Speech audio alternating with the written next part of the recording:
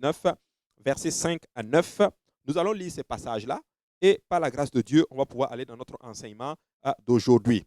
La Bible dit ceci, « Il se coucha et s'endormit sous un genêt, et voici un ange le toucha et lui dit, « Lève-toi, mange. » Il regarda et il y avait à son chevet un gâteau cuit sur des pierres chauffées et une cruche d'eau. Il mangea et but, puis se recoucha. L'ange de l'Éternel vint une seconde fois, le toucha et dit, « Lève-toi, mange, car le chemin est trop long pour toi. » Il se leva, mangea et but, et avec la force que lui donna cette nourriture, il marcha 40 jours et 40 nuits jusqu'à la montagne de Dieu à Horeb. Et là, il entra dans la caverne et il y passa la nuit. Et voici, la parole de l'Éternel lui fut adressée en ces mots. Que fais-tu ici, Élie? Que fais-tu ici, Élie? Prions le Seigneur. Père, nous te rendons grâce, nous te bénissons aujourd'hui, nous te rendons encore, nous te remercions pour tout ce que tu fais pour nous. Merci pour le privilège d'être encore dans ta présence encore ce soir.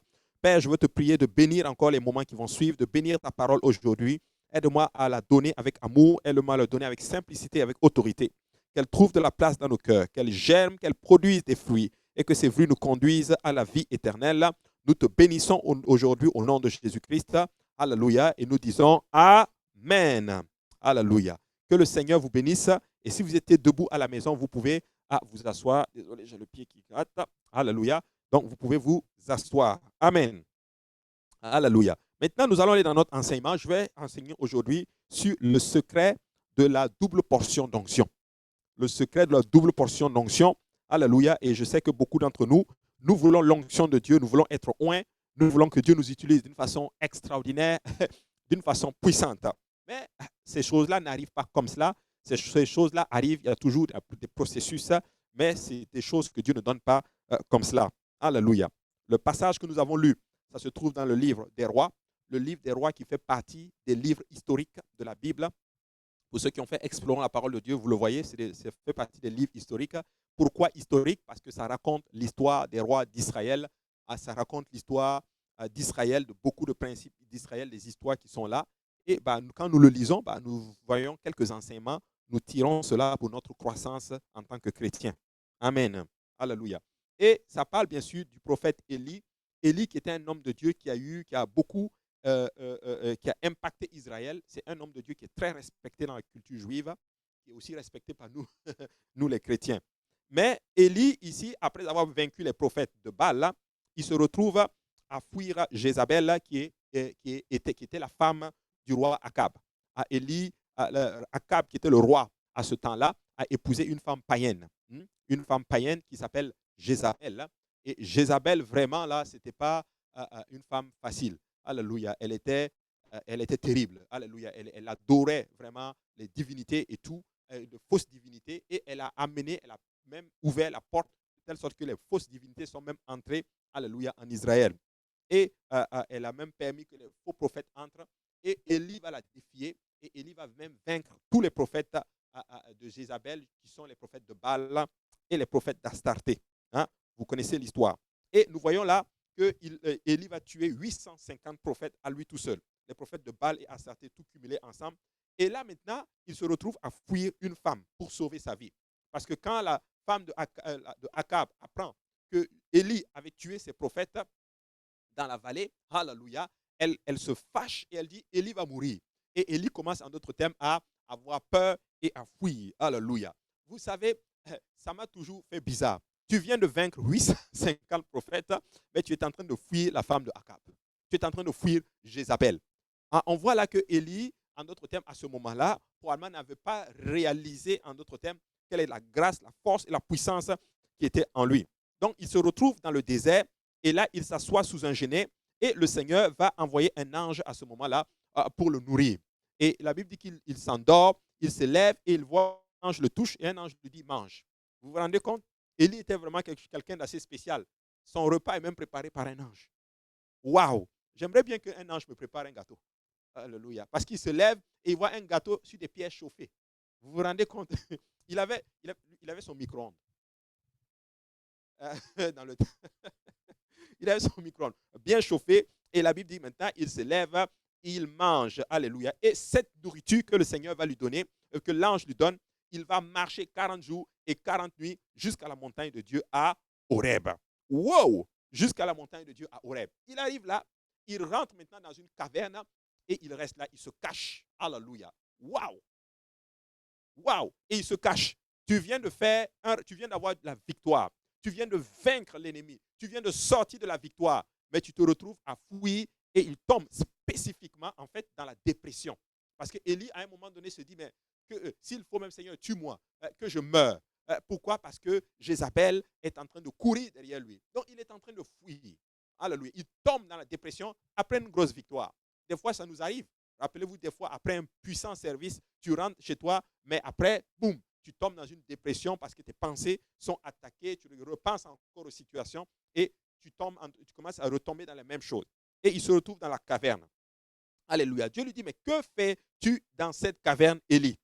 Tu es un prophète de Dieu, mais tu es dans une caverne. Tu es loin de l'Éternel, mais tu es dans une caverne.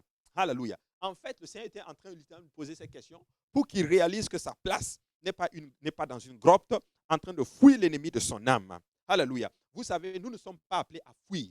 Tu ne dois pas fuir l'ennemi. Dieu ne nous a pas conçus qu'on passe notre temps à fuir et à nous cacher dans des grottes.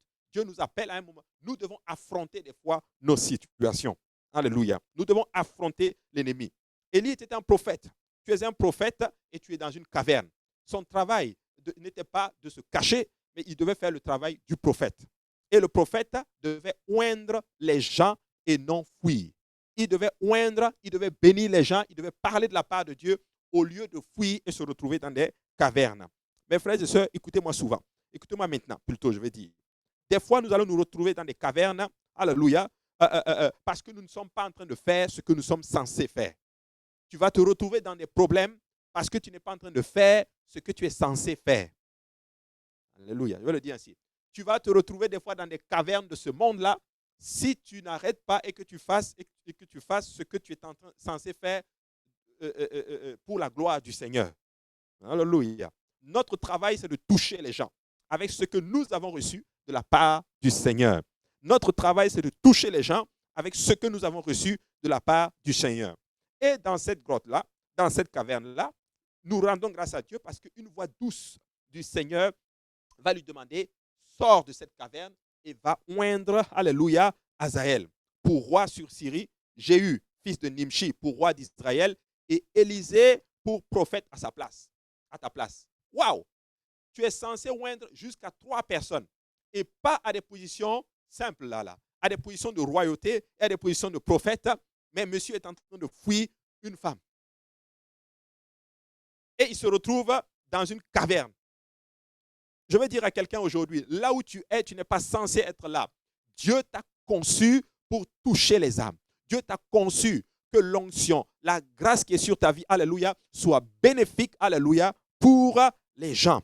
Alléluia. Et les instructions données à Élie, qui est relative au choix d'Élisée, par exemple, pour prophète, on va laisser Jéhu et Hazaël, eux, on devait les oindre sur des nations, mais Élisée devait être oint pour prophète, et nous allons maintenant aller avec Élisée. Maintenant, voici ce que Dieu donne comme instruction à Élie en ce qui concerne Élisée. Tu donneras l'onction à Élisée dans 1 Roi 19, 16. Tu donneras l'onction à Élisée, fils de Shaphat, d'Abel-Méhola, comme prophète à ta place. Littéralement, qu'est-ce que le Seigneur est en train de dire? Tu vas oindre ton successeur. Tu vas oindre celui-là qui va te suivre et qui va te remplacer quand tu ne seras pas là. 3 personnes attendaient de recevoir l'onction de la part d'Élie, mais il a laissé sa peur, il a laissé ses frustrations le conduire dans une caverne. Et aujourd'hui, beaucoup de personnes ont fui l'appel du Seigneur pour se retrouver dans les cavernes du monde. Beaucoup d'entre vous, vous avez fui. Dieu vous appelle. Et je suis en train de parler à quelqu'un pour te dire, mon frère, ma soeur, écoute-moi bien. Dieu t'appelle, mais tu as fui l'appel de Dieu. Dieu t'appelle, mais tu as fui la maison de Dieu. Dieu t'appelle, mais tu as fui la consécration. Laisse-moi te dire, alléluia, ta place n'est pas là où tu es actuellement. Écoute-moi bien, tu dois tout simplement te lever et faire ce que Dieu te demande de faire. Le Seigneur t'appelle à le servir. Le Seigneur t'appelle à oindre. Le Seigneur t'appelle à toucher. Le Seigneur t'appelle à vivre spécifiquement et totalement pour lui. Alléluia. Très important. dans la Bible, le prophète avait comme, voici le rôle du prophète. 1, il parle de la part de Dieu. 2, dans certains cas, ils étaient des conseillers politiques, donc ils conseillaient les rois dans la volonté de Dieu. 3, ils entretenaient la croyance du peuple au seul et unique vrai Dieu qui est le Seigneur Jéhovah, Yahweh, en d'autres termes. Ils gardaient la doctrine. Ils étaient là comme, c'était des éclaireurs. Ils sont là pour prévenir le peuple lorsque le peuple dévie. Ils sont des garants de la doctrine. Ils sont là pour enseigner le peuple. Voici le rôle du prophète. 4, comme je l'ai dit, 4, ils étaient les garants de la doctrine. Et 5, les prophètes instruisaient le peuple sur la volonté de Dieu. Voici le rôle du prophète. Mais M. Élie est dans une caverne. Voici le rôle à laquelle Dieu l'appelle. Et peut-être tu es cette personne aujourd'hui. Moi, je ne sais pas ce que Dieu t'appelle totalement à faire. Je ne sais pas qu'est-ce que Dieu t'a dit. Mais certains d'entre vous, Dieu vous a dit quelque chose. Dieu vous a dit de grandes choses en ce qui concerne votre futur pour le Seigneur. Mais Dieu, situation, Dieu a plein de choses. Vous vous êtes retourné dans les cavernes du monde. Je veux encourager quelqu'un, te dire, sors de là et fais la volonté du Seigneur car Dieu t'aime. Dieu a de grandes choses pour toi. Mais Élie, alléluia, finalement, Élie va obéir et il va aller oindre Élisée. Qu'en est-il de nous aujourd'hui face à l'obéissance? Cette obéissance est aussi frappante dans la manière dont Élisée va répondre à l'appel de Dieu. Élie obéit, il va pour oindre son serviteur Élisée. Et Élisée va aussi obéir au Seigneur. Alléluia. Vous savez, c'est une chose que le prophète obéit à Dieu pour venir te oindre, mais c'est aussi une autre chose que toi, tu obéisses à Dieu pour suivre maintenant la volonté du Seigneur. Alléluia. Très important. Maintenant, Élie passe maintenant près de Élisée pour le oindre et il enlève son manteau là. Je ne sais pas, il enlève son manteau. Alléluia. Et qu'est-ce qu'il fait? Il le jette maintenant sur Élisée. Vous vous rendez compte? Tu es arrêté en train de travailler et quelqu'un vient et jette son manteau sur toi. Alléluia. C'est réellement, littéralement, ce qui s'est passé avec Élie et Élisée. Élisée était en train de travailler et finalement, paf, le prophète arrive et lui jette son manteau. C'était en fait, si tu veux, symbolique du transfert d'onction. Souvent, comme on dit, le manteau d'onction. Alléluia. Et Élisée va abandonner ses bœufs. Il va courir derrière Élie et il va lui dire ceci: je vais embrasser mon père et ma mère et je vais te suivre.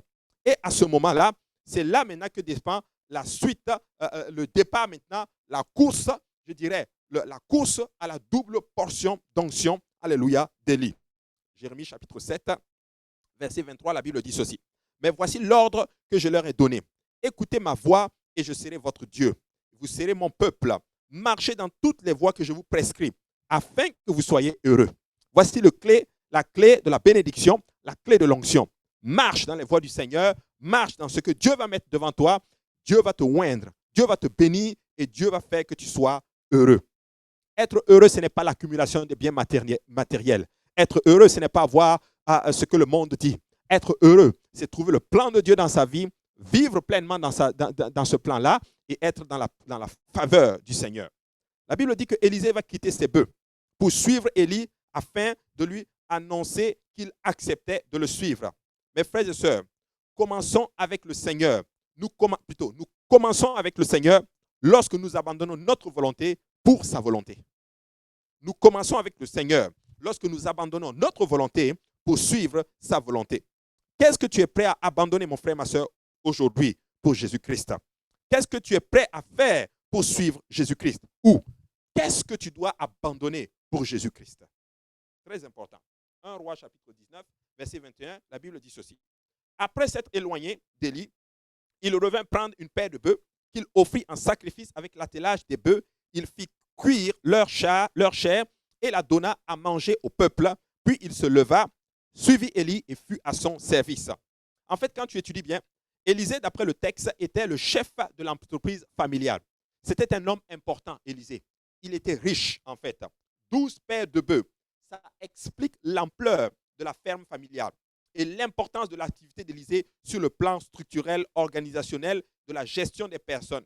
Ça témoigne en fait que Élisée était un homme fort parce qu'il était en train de gérer littéralement des bœufs. Il était robuste et était fort. Alléluia.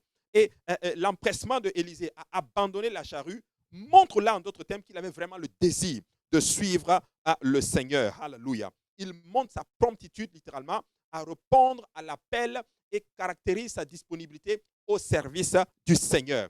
Il est le fait qu'il abandonne, mais d'une façon radicale, en d'autres termes, son entreprise pour suivre Dieu, montre là qu'il avait plus soif de Dieu que des choses du monde. Voici la chose qui caractérise celui qui est utilisé et celui qui ne l'est pas. C'est là tout simplement la disponibilité. Qu'est-ce qui caractérise une personne qui va être utilisée et une autre personne qui ne va pas être utilisée pour le Seigneur? C'est la disponibilité.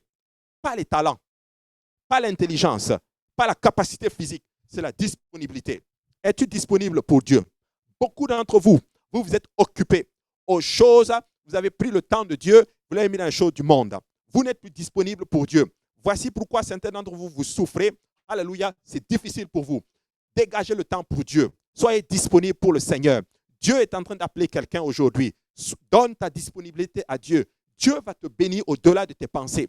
Des fois, nous pensons que c'est dans le monde que nous allons être bénis. Je te dis que c'est faux, c'est archi faux. Tu seras béni lorsque tu vas faire la volonté du Seigneur. Alléluia. Très important. Que réponds-tu à Dieu lorsqu'il a besoin de toi?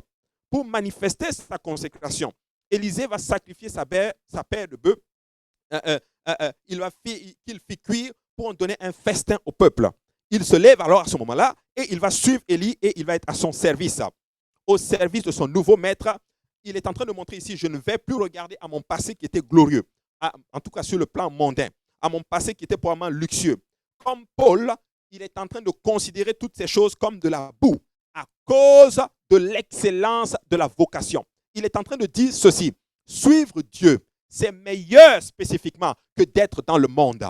Je suis en train de dire à quelqu'un aujourd'hui, trouver la voie de Jésus-Christ, c'est meilleur que de trouver une voie dans le monde. Alléluia. Un homme de Dieu a dit ceci et ça m'avait beaucoup touché. Je n'ai pas dit que tout le monde est appelé à être pasteur, mais un homme de Dieu a dit ceci. Alléluia. Pourquoi, alléluia, pourquoi, en d'autres termes, se rabaisser? Si on peut être, pourquoi se rabaisser à être chef d'État si on peut être un alléluia. Waouh, ça m'avait touché. Écoute-moi bien, mon frère, ma soeur.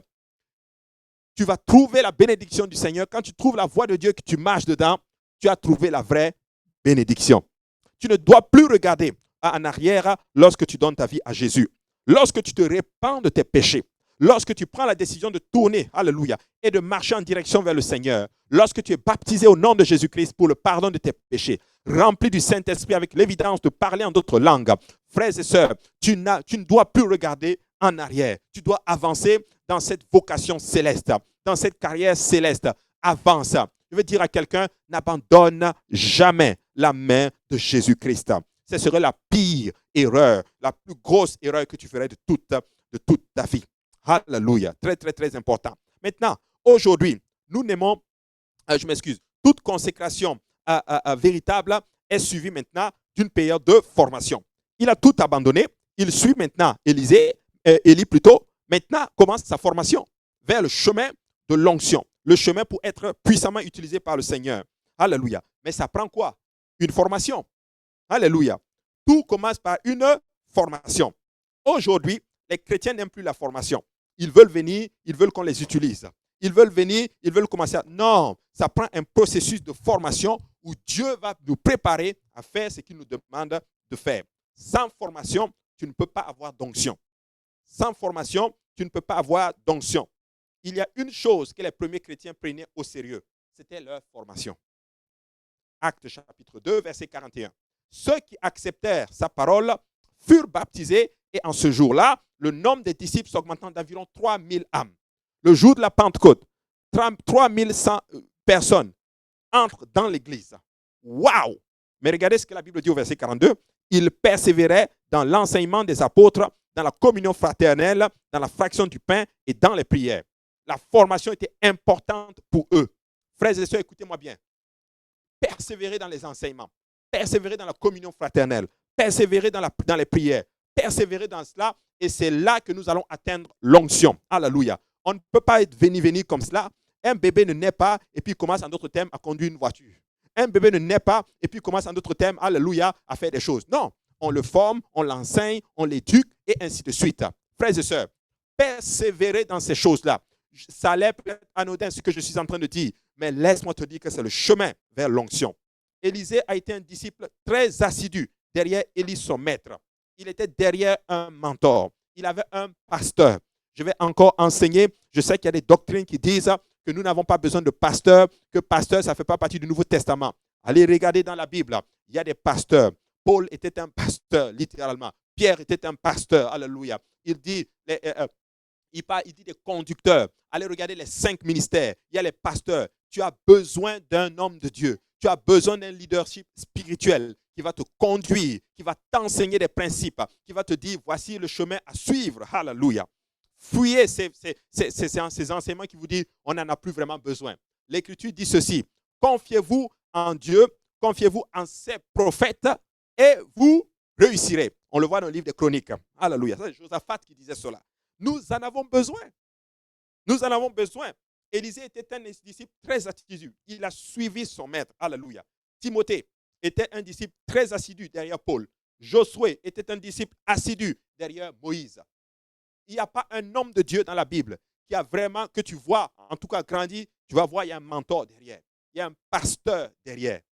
Alléluia. Il y a un pasteur derrière. Et il faut suivre, je ne suis pas en train de parler, je ne suis pas en train d'enseigner un culte. On n'adore pas son pasteur. Non, on adore que Dieu seul. Mais tu sais quoi? Dieu va mettre quelqu'un devant toi qui va t'aider, qui va t'enseigner à grandir. Je ne suis pas en train de faire un culte de la personnalité. Non, non, non, non, non, non, pas du tout. Nous n'adorons pas les hommes, nous adorons que Dieu seul. Mais je bénis Dieu pour l'homme de Dieu qu'il a mis dans ma vie, alléluia, pour m'enseigner, alléluia, les voies du Seigneur. Alléluia. C'est très, très, très important. C'est une couverture spirituelle que Dieu met pour nous préserver. Amen. Qu'en est-il de nous maintenant, aujourd'hui? Sommes-nous vraiment derrière, alléluia, les dirigeants spirituels? Est-ce que tu prends les enseignements? Alléluia. Ou est-ce que nous faisons comme nous voulons? La première formation, la formation de Élisée, on va parler de cela.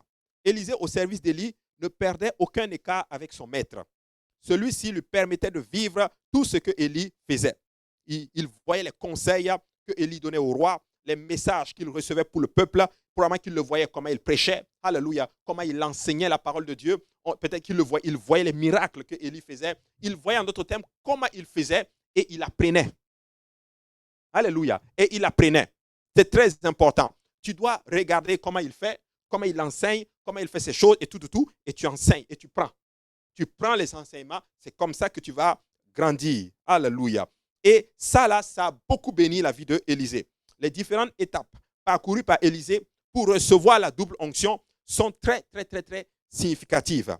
Chaque escale explique un stade que le croyant devrait atteindre et cela d'une façon impérative. Si tu veux en tout cas avoir une marche chrétienne stable, tu vas regarder la vie d'Élisée, les étapes par lesquelles il est passé, tu vas voir que waouh, si tu suis tes étapes, même aussi là, tu vas grandir, tu vas avoir une vie stable et tu vas faire des choses pour la gloire de Dieu.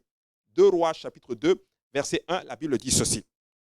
Alléluia. Lorsque l'Éternel fit monter Élie au ciel dans un tourbillon, Élie partait de Gilgal avec Élisée. Ça commence là, parce que Dieu allait enlever Élie et ils étaient en train de partir et Élisée était là. Alléluia. Et ils sont d'abord, avant qu'ils le montent, ils sont d'abord passés par un lieu qu'on appelle Gilgal. Vous avez souvent lu cela. Gilgal, ce nom en hébreu, ça veut dire ceci, rouler par-dessus. Le mot Gilgal. Alléluia. C'est l'action de rouler. Alléluia. Gilgal, ça rappelle la disparition grâce à la circoncision.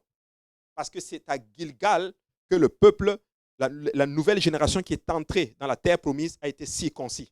Parce qu'ils étaient circoncis, mais tous ceux qui sont nés dans le désert n'avaient pas eu la circoncision. Maintenant, quand ils ont passé le Jourdain, ils sont passés, il y a un camp où ils ont établi leur campement, ça s'appelle Gilgal, et c'est là que Josué a demandé à ce qu'on circoncie encore cette nouvelle génération-là.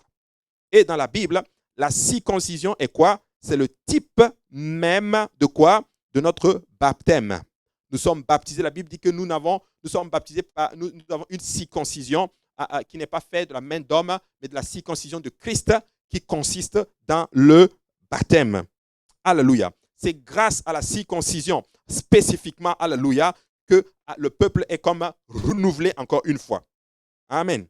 Très important. Donc, Gilgal, c'est le premier campement des Israélites après la traversée du Jourdain et leur quartier général durant la conquête de Canaan. À chaque fois qu'ils allaient, c'est là qu'ils venaient pour établir leur quartier général. 12 pierres commémoratives enlevées du Jourdain ont été dressées à Gilgal. On peut le voir dans Josué chapitre 4. Je l'ai enseigné une fois le lundi, je crois. Donc, c'est très important. À Gilgal, c'est un lieu très, très, très important. Donc, avant que Élie ne soit monté, Élisée et Élie sont arrivés à Gilgal. Et Gilgal est symbolique de la conversion, de notre baptême spécifiquement, lorsque Dieu nous appelle. Vous devez être baptisé si vous ne l'êtes pas encore baptisé au nom de Jésus. Vous devez vous repentir de vos péchés, être baptisé au nom de Jésus, être rempli du Saint-Esprit pour entrer dans le royaume et commencer maintenant à grandir dans le Seigneur. Alléluia. L'application, je le répète, de la circoncision, c'est le baptême, qui est littéralement notre conversion spécifiquement. Amen. Donc, sans cette étape très importante, qui est la première marche dans le Seigneur, c'est impossible d'avoir une bonne base de la foi. Si tu n'entres pas dans le royaume, si tu ne nais pas de nouveau, on ne peut pas t'éduquer. Ok, comment on peut éduquer un enfant qui n'est pas né? Comment on peut enseigner un enfant qui n'est pas né? Voici pourquoi vous pouvez aller dans certains endroits où on ne prêche pas l'évangile. Ces gens ne sont pas nés de nouveau. Donc, c'est comme si on enseigne dans le vide, même si l'enseignement est bon. Des fois, ces enseignements sont juste bons pour des gens qui sont déjà sauvés. Écoutez-moi bien. Vous devez être dans un endroit où on prêche l'évangile, où les gens naissent de nouveau. Et on prêche l'évangile, ils naissent et vous êtes enseignés. Alléluia. Nous voulons vivre la plénitude de la présence de Dieu. Mais notre commencement, alléluia, doit être en Christ, doit être sur le salut, alléluia, qui est le fondement. Alléluia. Nous pouvons aller très loin, mais si cette base n'est pas dans le Christ, c'est impératif de tout détruire pour tout rebâtir à nouveau. Si la base n'est pas en Christ, n'est pas dans le salut, si vous n'êtes pas encore en Christ, détruisez tout, repentez-vous, baptisez-vous au nom de Jésus, recevez le Saint-Esprit et maintenant commencez maintenant à bâtir maintenant de nouveau. Par la circoncision et la traversée du Jourdain, alléluia, l'Égypte et l'esprit de l'Égypte, les habitudes, les mœurs de l'Égypte sont séparées de chaque individu par son engagement à une nouvelle vie, celle de Canaan. Dieu va vous amener en d'autres termes. Pour le chemin de l'onction, Dieu va vous amener maintenant dans le processus de la consécration. Il va commencer à enlever les vieilles habitudes. C'est un processus. Quand tu es né de nouveau, oui, Dieu va commencer à travailler en dedans de nous. Il y a des choses que nous avons héritées de nos parents. Des choses, des vaines façons de vivre qu'on a héritées du passé, que Dieu va vouloir arracher. Certains vont partir simplement, d'autres vont être un peu plus difficiles, d'autres vont être douloureux. Mais oh, si tu permets à Dieu de travailler en dedans de toi, laisse-moi te dire qu'il est en train de t'amener à une autre dimension. Alléluia. Très, très, très important. Je dis à quelqu'un, Dieu est en train de t'amener très loin. Très loin.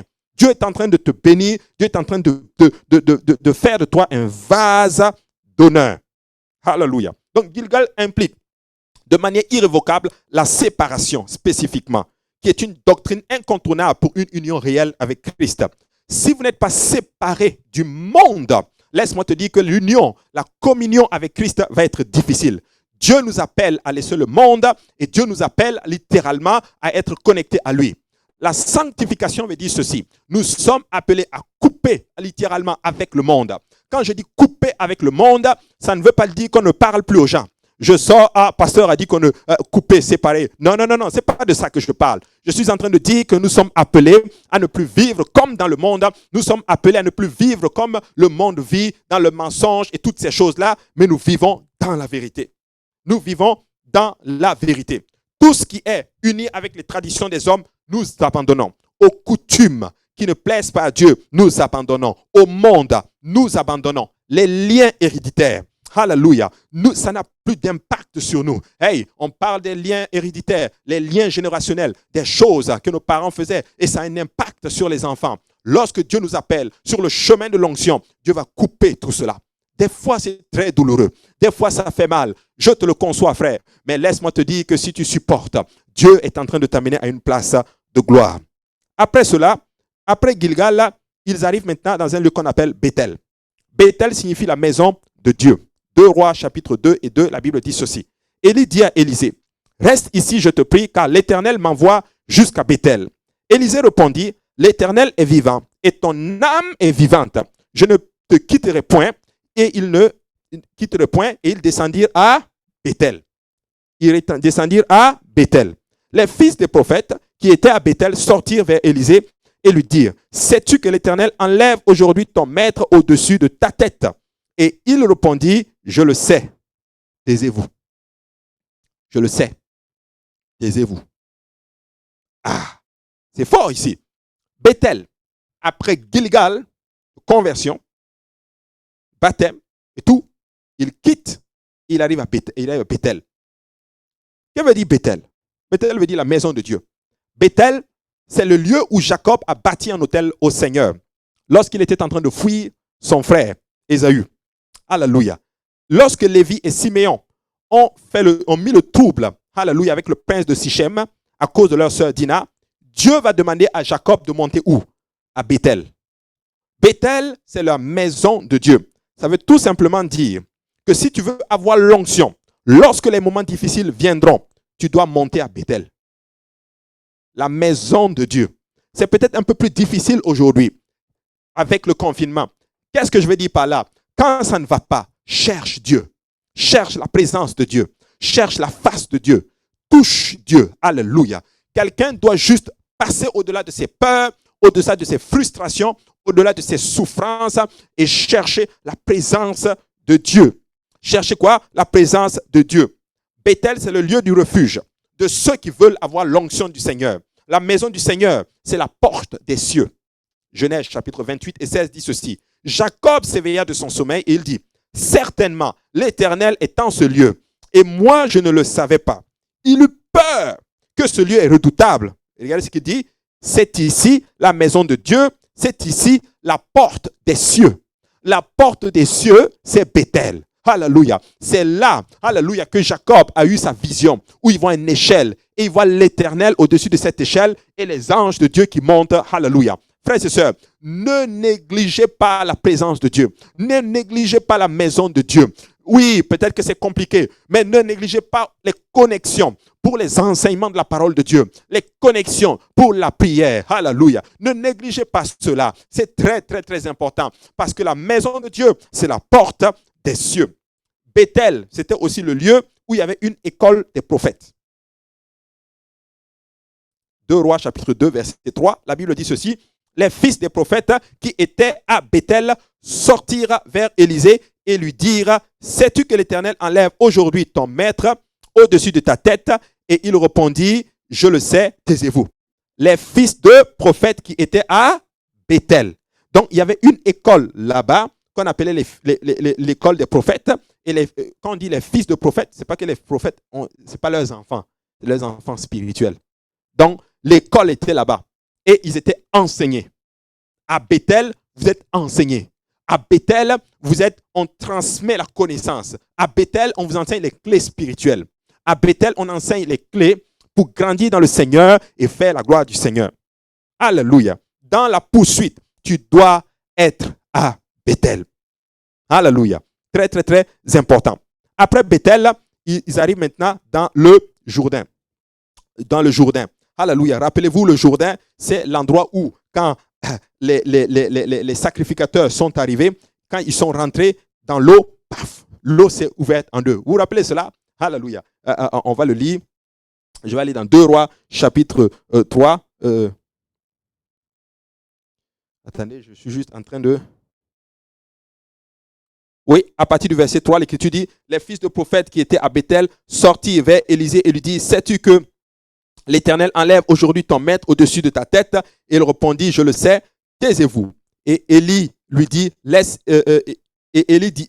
Élisée, reste ici, je te prie, car l'Éternel m'envoie à Jéricho. Il répondit, l'Éternel est vivant et ton âme est vivante, je ne te quitterai point. Et ils arrivaient à Jéricho. Je m'excuse, c'est plus Jéricho. Ils arrivaient à Jéricho. Que signifie Jéricho? Jéricho signifie lieu parfumé. Alléluia. Lieu parfumé. Mais on va aller beaucoup plus loin. Jéricho, c'est la première ville qui a été vaincue lorsqu'ils sont entrés à Jérusalem. Et plutôt à Canaan. La première ville qu'ils ont attaquée. Comment Jéricho est tombé? D'une façon folle. Ils ont commencé à faire le tour de la ville. Dieu leur a dit, faites le tour de la ville. Alléluia. Et ils ont commencé. Ils ont fait d'abord premier tour. Alléluia. Ensuite, ils ont fait deuxième tour. Le deuxième jour. Alléluia. Ils ont fait plusieurs jours. Et le dernier jour, combien de tours ils devaient faire? 7 tours. Alléluia. Ils ont fait 7 tours. Alléluia. Ils ont commencé à faire le tour. Et les gens de Jéricho, probablement, étaient dedans, en train de regarder, et ça ne faisait pas de sens. Ils se disaient, oh, ces gens sont fous. Ils pensent qu'ils vont gagner comme cela. Et la Bible dit que Jéricho, alléluia, était une ville barricadée. Si tu veux voir l'histoire, c'est dans Josué. Je crois Josué chapitre 6. Tu vas voir l'histoire de Jéricho là-bas. Alléluia. On va aller dans Josué chapitre 6. Alléluia. J'ai une nouvelle Bible. Alléluia. Donc je suis un peu et je bénis beaucoup Dieu. Alléluia. Donc Jéricho, Josué 6, était fermé et barricadé devant les enfants d'Israël. Personne ne sortait et personne n'y entrait. Une ville barricadée, forte. Alléluia. Et pour faire tomber, Dieu va le dire, faites le tour, alléluia, une fois. Et je pense le dernier jour, vous allez sortir et vous allez marcher. Alléluia. Marcher, au verset 7, la Bible dit, et il sortit, et il dit au peuple, marchez, faites le tour de la ville et que les hommes armés passent devant l'arche de l'Éternel. Lorsque Josué eut parlé au peuple, les 7 sacrificateurs qui portaient l'Éternel et qui portaient devant l'Éternel les 7 trompettes retentissantes se mirent en marche et sonnèrent les trompettes. L'arche de l'alliance de l'Éternel allait derrière eux, les hommes armés devant les sacrificateurs qui sonnaient des trompettes, et l'arrière-garde suivait l'arche. Pendant la marche, on sonnait des trompettes. Waouh! Alléluia! Regardez le verset 11. L'arche de l'Éternel fit le tour de la ville. Il fit une fois le tour, puis on rentra dans le camp et l'on y passa la nuit. Alléluia. Josué se leva de bon matin et ainsi de suite, et ainsi de suite. Ils ont commencé à faire le tour. Ils firent, au verset 14, de même pendant 6 jours. Et le 7e jour, ils ont fait 7 fois le tour de la ville. Une folie, quelque chose qui ne fait pas de sens. Dieu était en train de les enseigner quelque chose. Alléluia. Que la folie, c'est ça souvent qui va vaincre. Dieu a choisi les choses folles pour confondre les sages. Alléluia. Dieu va enseigner, alléluia, à Élisée, alors qu'il arrive à Jéricho, que dans certaines batailles, tu dois laisser Dieu combattre. Dans certaines batailles, ce sont des armes folles que tu vas utiliser pour vaincre l'ennemi. Alléluia. Ça ne faisait pas de sens. Élisée est en train d'apprendre des principes et des clés spirituelles. Je suis en train de dire que dans le chemin de l'onction, nous ne sommes pas en train de nous battre avec les armes du monde. Nous nous battons avec des armes spirituelles. Écoute-moi bien. Dans le chemin de l'onction, tu dois apprendre une clé, une bataille, une clé de combat. 1, la prière, et 2, alléluia, c'est la louange. C'est le chemin de l'onction. Se mettre à genoux et prier à un Dieu que nous ne voyons pas. Ça ne fait pas de sens pour le monde. Alléluia. Se mettre à genoux et commencer à parler, à dire des choses que nous ne comprenons pas. Le parler en d'autres langues, ça ne fait pas de sens. Mais la Bible dit que le Seigneur a choisi les choses folles pour confondre les sages. Je vais dire à quelqu'un aussi, les choses que nous utilisons ne font pas du tout de sens aux yeux du monde, mais c'est sagesse pour Dieu. Nous allons devoir apprendre à prier. Peuple de Dieu, prie. Mon frère, ma soeur, prie. Il y a de la puissance dans la prière. Et la prière marche. Quand tu pries, Dieu agit. Quand tu pries, quelque chose se passe dans le monde spirituel. Dieu est en train d'enseigner maintenant à Élisée la puissance du fait de laisser Dieu travailler. Tu peux venir, alléluia. Et tu sais quoi, l'Écriture dit que s'ils avaient combattu Jéricho, ils allaient gagner. Comment je sais ça? Rahab dit que Jéricho ils avaient perdu courage. On peut le voir dans Josué. C'est Rahab qui le dit. Josué chapitre 2, c'est écrit. Elle le dit. Josué chapitre 2, au verset 11, la Bible dit ceci. Nous l'avons appris et nous avons perdu courage et tous nos esprits sont abattus à votre aspect, car c'est l'Éternel votre Dieu qui est Dieu en haut dans les cieux et en bas sur la terre. Rahab est en train de dire aux Israélites que les gens de Jéricho ils ont perdu courage. Donc, si Israël combattait physiquement, ils allaient quand même gagner. Mais Dieu dit non, vous n'allez pas combattre physiquement, vous allez juste faire ce que je vous demande de faire. Marchez juste autour de la ville.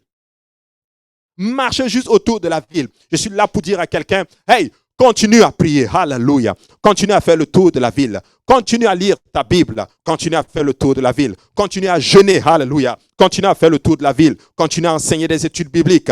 Continue à évangéliser. Continue à témoigner. Continue à vivre pour le Seigneur. Continuez à vous consacrer. Alléluia. Ça ne fait pas de sens. Mais laisse-moi te dire qu'un temps viendra quand tu vas commencer à crier. Alléluia. Au nom de Jésus, les murs de Jéricho vont tomber. Alléluia. Les barricades vont tomber. Les liens vont tomber. Alléluia. Et cela pour la gloire de Dieu. Alléluia. Ça ne fait pas de sens, mes frères et sœurs. Mais je vais encourager quelqu'un. Mon frère, ma sœur, continue à prier. Continue à prier. Continue à pousser dans le spirituel. Continue à dire à Dieu, Père, sauve encore. Père, touche encore. Père, fais ton œuvre encore. Alléluia. Père, sauve cette génération. Alléluia. Sauve un peuple québécois à ton nom. Alléluia. Un peuple de toutes les nations, de toutes les couleurs, de toutes les langues, pour la gloire de ton nom. Alléluia. Sauve mon mari. Sauve ma femme. Sauve mes enfants. Sauve mon voisin. Sauve ma famille. Alléluia. Touche-les, Seigneur Jésus. Ramène-les dans les voies de l'éternité. Ramène les enfants. Alléluia.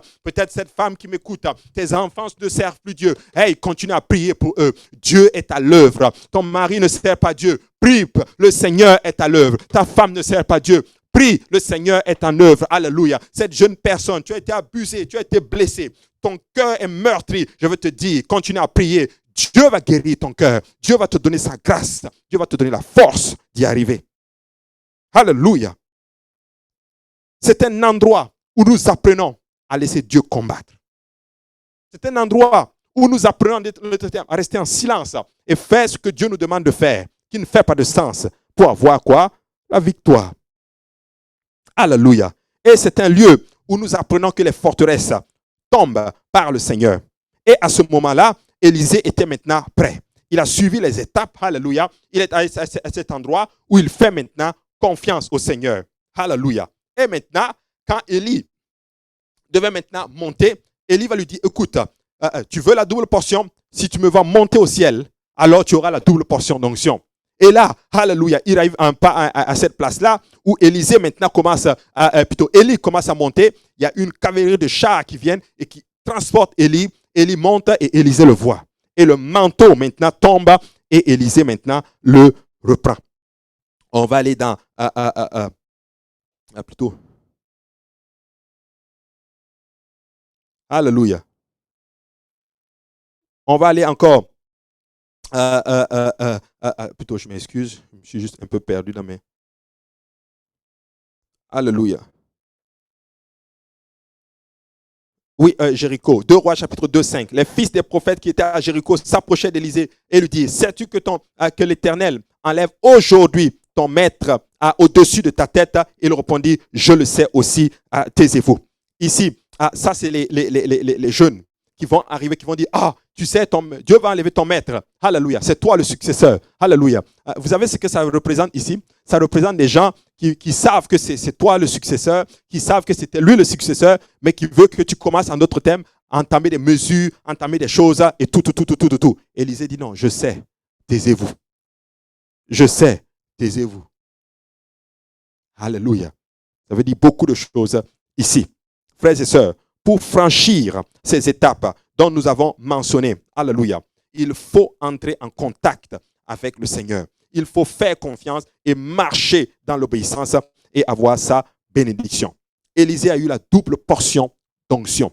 Littéralement, il a fait 2 fois plus de miracles que son mentor, que son pasteur. Qu'est-ce que je veux dire par là? Nous sommes appelés à faire plus que notre Père spirituel. C'est une loi. Dieu t'a fait la faire mieux. Tu vas toucher des âmes qu'il ne peut pas atteindre. Alléluia. Tu vas toucher, tu vas aller dans des endroits que lui ne peut pas y aller. Alléluia. Les enfants sont appelés à faire mieux que leur père, que leurs parents. Et je déclare au nom de Jésus que nous allons faire plus que nos pères. Pas avec orgueil, mais pour la gloire. Ils seront honorés lorsqu'on fera plus. Ils seront honorés lorsqu'on va toucher plus d'âmes. Ils seront honorés lorsque nous allons nous consacrer. Ils seront honorés spécifiquement lorsque nous allons faire mieux. Lorsque nous allons aller dans un endroit que eux ils auraient voulu en aller, mais ils n'ont pas pu. Gloire à Dieu. C'est très important. Il faut maintenant s'attacher à la vision céleste. L'Éternel est vivant, alléluia. L'Éternel est là, alléluia. Il faut marcher et s'attacher à la vision du Seigneur. Deuxième point, il faut savoir ce que Dieu révèle et s'y attacher. Qu'est-ce que Dieu dit à ton sujet? Qu'est-ce que Dieu t'appelle à faire? Et tu t'attaches à cela. Restez accroché à son pasteur et partagez avec lui ses expériences spirituelles. Ça, c'est très important. Élie a frappé le manteau. Il a pris son manteau, il a frappé le Jourdain, et les eaux se sont ouvertes. Élisée a fait la même chose. Amen. Élisée a fait la même chose. Je vais vous raconter un témoignage. Je le dis pas pour vanter. Excusez-moi, je lis tout esprit d'orgueil maintenant au nom de Jésus, mais je le dis pour la gloire de Dieu, pour vous dire que c'est quelque chose que j'ai déjà expérimenté. Je me rappelle, à l'époque, on était encore dans l'autre bâtiment au Chelaga, le pasteur Kaozi prêchait. Il prêchait. L'onction de Dieu était sur lui ce jour-là. Il prêche la parole de Dieu et sous l'onction de Dieu, il dit, il y a une femme ici qui cherche un enfant. Je déclare que tu vas enfanter. Cette femme était dans le service. Il y avait une femme, ça faisait des années et elle et son mari cherchaient un enfant. Elle a cherché l'enfant, elle n'a pas eu. Et quand le pasteur a déclaré cela, elle a pris la parole, elle a dit, je dis amen à cette parole-là. La semaine qui suivait, lundi, elle est allée à l'hôpital, donc c'était dimanche, le lundi, ou en tout cas dans la semaine, elle est allée à l'hôpital, elle a fait en d'autres termes, je ne sais pas, des tests, le médecin lui dit que tu es enceinte. C'était une femme espagnole qui venait à l'église. Elle a enfanté et on a même fait la dédicace. Dieu m'a fait la grâce de faire la dédicace du bébé. Et quand c'est arrivé, elle est venue et me l'a dit. Elle m'a dit, écoute, pasteur, quand le pasteur Kaozi prêchait, il a dit ça. J'ai dit, oui, je me rappelle qu'il a dit cela. Elle m'a dit, c'était moi. Nous cherchons, mon mari et moi, un enfant depuis longtemps. On n'y arrivait pas. Alléluia. Mais nous avons dit amen à la parole et c'est arrivé. J'ai dit, gloire à Dieu. Je bénis le Seigneur. Et un jour, je pense que c'était dans 2 ou 3 semaines plus tard, moi aussi je prêchais la parole de Dieu. Je vais être honnête avec vous, je n'ai pas senti d'onction, je n'ai rien senti. Mais je me suis dit, comme mon pasteur l'a fait, je suis sous lui, je vais aussi essayer. J'ai dit, il y a une femme ici, tu cherches un enfant, Dieu va te donner un enfant. La semaine qui a suivi, une autre femme espagnole dans le sanctuaire est tombée enceinte. Elle est venue me dire, tu as dit cela, nous avons dit amen, nous aussi on cherchait l'enfant, nous ne l'avons pas eu, alléluia, et elle est tombée enceinte, elle a même déjà accouché. La sœur Alexandra la connaît très bien, alléluia, si elle m'écoute, elles savent très bien ce qui s'est réellement passé. Peuple de Dieu, écoutez-moi très bien. L'onction qui coule d'en haut va couler sur toi. Mais il faut marcher dans l'obéissance. Alléluia. Ce sont des choses qui sont réelles. Alléluia. Dieu honore la foi. Dieu honore lorsque tu honores le leadership. Lorsque tu marches dans l'obéissance. Alléluia. C'est très important. Nous devons marcher, avoir les yeux fixés, alléluia, sur le Seigneur. Alléluia. Il faut désirer ardemment les grandes choses. Alléluia, de la part du Seigneur. Une double portion de l'onction. Alléluia. Il faut désirer de grandes choses. Désirer de grandes choses. N'aspirez pas juste à faire des simples choses. Nous sommes appelés à faire de grandes choses. Nous sommes appelés, écoute-moi bien, nous devons désirer une double, une triple, quadruple portion de l'onction. Car Dieu n'est pas limité. Alléluia. Dieu peut toucher des âmes. Dieu peut faire de grandes choses. Nous avons déjà des églises filles, ce n'est pas encore fini. Dieu peut faire encore plus. Dieu peut établir d'autres églises un peu partout. Alléluia. Dieu, nous allons avoir le peuple québécois. Certains disent, non, c'est difficile. Écoute-moi bien. Dieu est capable. Et moi, je déclare que nous voulons cela. Que cela fasse partie de l'onction qui va couler sur nous au nom de Jésus-Christ. Alléluia. Être fixé sans distraction. Alléluia. Fixé sur Christ et laisser tomber les distractions. Alléluia. Sur l'objet. Alléluia. Du battement du cœur de notre Seigneur. Les âmes. Et lorsque nous allons atteindre cela, Dieu va nous remplir d'onction et nous allons faire sa volonté. Amen.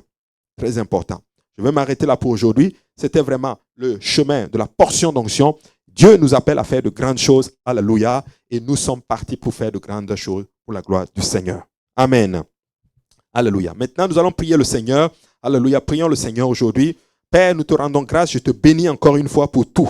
Je te bénis pour cette journée, Seigneur Jésus. Je te bénis pour la parole qui est sortie. Alléluia. Surtout qu'elle nous amène à être comme toi. Je prie pour mon frère. Je prie pour ma sœur. Que tu les rencontres au lieu même de leurs besoins. Que tu les bénisses. Que tu fortifies encore une fois ton peuple, Seigneur mon Dieu. Que tu attires encore à toi, Seigneur. Que tu nous bâtisses. Que tu nous remplisses de ta grâce, de ton onction, de ta puissance, Seigneur mon Dieu. Alléluia. Aide-nous à être un peuple consacré. Aide-nous à aimer les choses de Dieu. crée en nous un cœur pur. Crée en nous, alléluia, un esprit bien disposé à ta parole, alléluia. Tu dis dans ta parole, mon Dieu, alléluia, que dans les derniers jours, alléluia, tu vas répandre, alléluia, ta grâce sur ton peuple, alléluia, et tu vas faire de telle sorte que nous allons marcher dans tes voies. Je prie que tu shiftes nos cœurs, que tu changes nos cœurs, alléluia, et que tu nous amènes à aimer les choses divines, les choses qui ont trait à ta grâce et à ta présence, mon Dieu, alléluia. Nous te prions maintenant dans le nom de Jésus. Garde tous ceux-là qui nous écoutent, tous ceux-là qui sont sous le thème de nos voix, que ton sang précieux les couvre, que ton mur de feu soit autour d'eux, que leur semaine soit extraordinaire, remplie de ta grâce, alléluia, que cette semaine soit remplie, alléluia, que celui-là qui n'arrive pas à prier, qu'il prie, que celle-là qui n'arrive pas à prier, qu'elle prie, alléluia, ceux qui n'arrivent pas à jeûner, que tu leur donnes la force de jeûner, lire leurs paroles, alléluia, et grandir et atteindre d'autres dimensions en toi. Nous te prions maintenant dans le nom de Jésus, nous disons tous Amen. Alléluia. Que le Seigneur vous bénisse. Alléluia. Pour ceux qui veulent obéir à l'évangile, n'hésitez pas à nous faire signe. Alléluia. Et vous allez être repentis, baptisés au nom de Jésus. Et Dieu va vous remplir du Saint-Esprit. Amen. Que le Seigneur vous bénisse.